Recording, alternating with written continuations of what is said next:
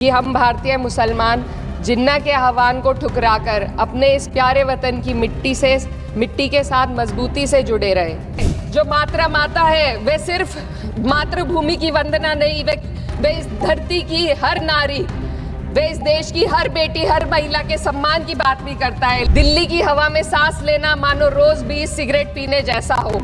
हम भारतीय मुसलमान इंडियंस बाय चॉइस हैं, बाय चांस नहीं। तो विजन आजादी के समय के लोगों का था, राष्ट्रगीत को स्वेच्छा पर छोड़ने का, उसी का अनुसरण माननीय अटल बिहारी वाजपेयी जी ने किया कि सारे जहां से अच्छा हिंदुस्तान हमारा, हम बुलबुले हैं इसके, ये गुलसिता हमारा, मजहब नहीं सिखाता आपस में पैर रखना, हिंदी है हम, वतन है हिंदुस्तान हमारा।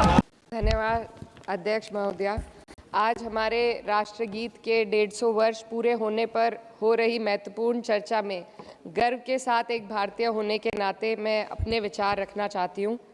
सदन में इतिहास को तोड़ मरोड़ कर पेश करके फिर से मुस्लिम तुष्टीकरण के नाम पर भारतीय मुसलमानों को कटघरे में खड़े करने की कोशिश की जा रही है। लेकिन मैं सदन में बताना चाहूँगी कि हम भारतीय मुसलमान जिन्ना के आह्वान को ठुकराकर अपने इस प्यारे वतन की मिट्टी के साथ मजबूती से जुड़े रहे।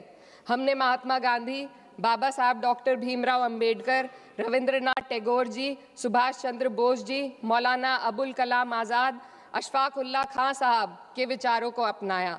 हम भारतीय मुसलमान इंडियंस बाय चॉइस हैं, बाय चांस नहीं। वंदे मातरम के किन छंदों को राष्ट्रगीत के तौर पर अपनाया जाए, यह फैसला सर रविंद्रनाथ टैगोर और सुभाष चंद्र बोस जी जैसे नेताओं के परामर्श के बाद हुआ। क्या अब हम उन महान नायकों की समझ पर प्रश्न चिन्ह उठाएंगे, उन्हें देश को बांटने वाला और तुष्टीकरण करने वाला कहने का पाप करेंगे? उन महान हस्तियों ने वंदे मातरम के उन छंदों को अपनाया जिन्होंने देश के हर वर्ग, हर धर्म के मानने वालों को एक सूत्र में पिरोने का काम किया। और मैं एक घटना आप लोगों के सामने रखना चाहती हूँ। वर्ष 1998 में उत्तर प्रदेश सरकार के मंत्री रविंदर शुक्ला जी ने स्कूलों में राष्ट्रगीत को गाना अनिवार्य कर दिया था। लेकिन तब के तत्कालीन प्रधानमंत्री अटल बिहारी वाजपेयी जी ने, जो उस समय लखनऊ के दौरे पर थे, उत्तर प्रदेश सरकार के इस फैसले पर नाराजगी जताई और यूपी सरकार ने राष्ट्रगीत को अनिवार्य करने वाले मंत्री को बर्खास्त कर दिया था। अब मैं सत्ता पक्ष से सवाल करना चाहूंगी,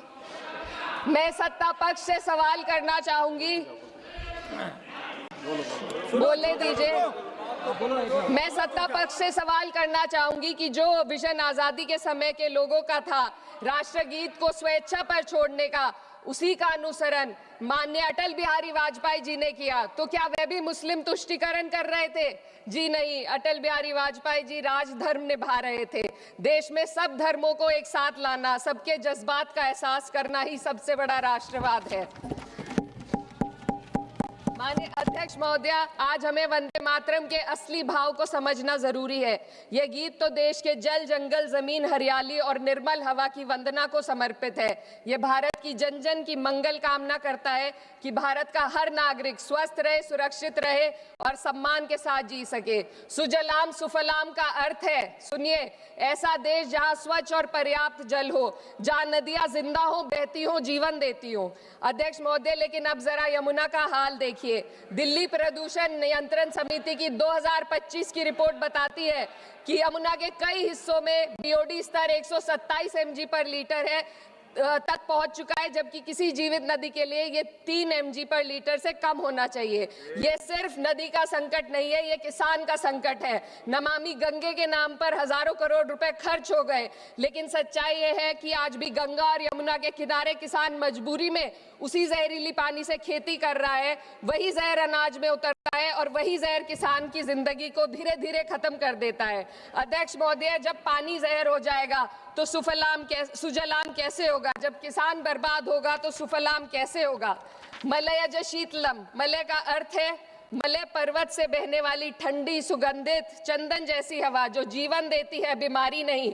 आज मैं इस सदन से पूछना चाहती हूँ, क्या आज के भारत की हवा मलयज शीतलम है? नहीं अध्यक्ष जी, बस संसद से बाहर कदम रखिए, एक गहरी सांस लीजिए। ये चंदन की महक नहीं, ये जहर है जो आपके हमारे फेफड़ों में उतर रहा है। दुनिया के 20 सबसे प्रदूषित शहरों में से 13 भारत में है। दिल्ली की हवा में सांस लेना मानो रोज 20 सिगरेट पीने जैसा हो। भारत हर साल सर्दियों में जहरीली हवा के प्रकोप में घिर जाता है। AQI गंभीर स्तर पर आ जाता है।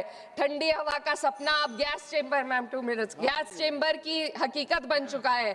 हम वो देश हैं जहां सरकार प्रकृति पर बने गीत का मान मर्दन तो करती है, पर उसी प्रकृति, जंगल, हवा, पेड़ को बचाने वाले कानूनों को धीरे धीरे खुद ही खत्म कर रही है।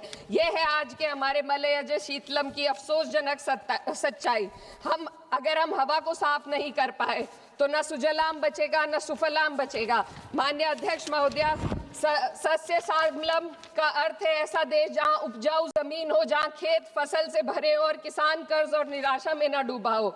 आज किसान सिर्फ मौसम से नहीं लड़ रहा, वह प्रदूषण, नीतियों की बेरुखी और सिस्टम की नाइंसाफी से लड़ रहा है।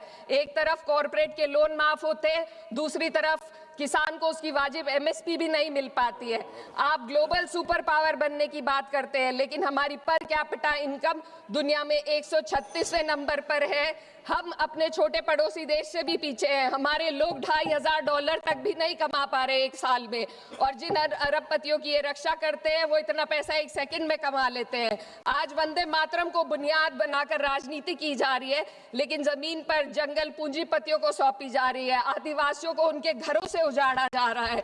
मातरम में जो मात्रा माता है वह सिर्फ मातृभूमि की वंदना नहीं, वे इस धरती की हर नारी, वे इस देश की हर बेटी, हर महिला के सम्मान की बात भी करता है। लेकिन आंकड़े अगर आप देखेंगे, NCRB की हाल की रिपोर्ट के अनुसार, मैम जसवंत के अनुसार देश में हर वर्ष लगभग 30,000 से अधिक बलात्कार हो रहे हैं। यानी एक दिन में 80 से अधिक महिलाएं यौन हिंसा का शिकार होती हैं, और ये सिर्फ दर्ज मामले हैं। जब जम्मू कश्मीर की एक बच्ची हिंसक अत्याचार का शिकार होती है, जब सत्ता से जुड़े लोगों पर आरोप लगते हैं और कार्रवाई वर्षों लटक जाती है, जब उन्नाव की पीड़िता लखनऊ के दरबार में इंसाफ को लेकर अपनी जान देने पर आमादा होती है, जब बिल्किस बानो के अपराधियों का सरकार के लोग द्वारा स्वागत किया जाता है, तो ये घटनाएं वंदे मातरम की आत्मा पर चोट पहुंचाती है।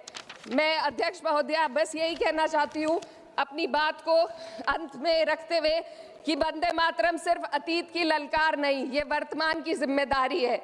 ये आत्म मंथन की घड़ी है। यही समय है कि हम वंदे मातरम को सिर्फ नारा नहीं, नीति और जिम्मेदारी बनाएं।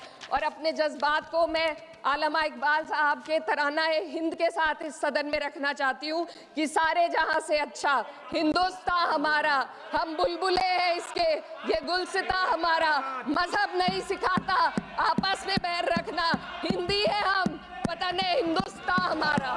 श्रीमती लवली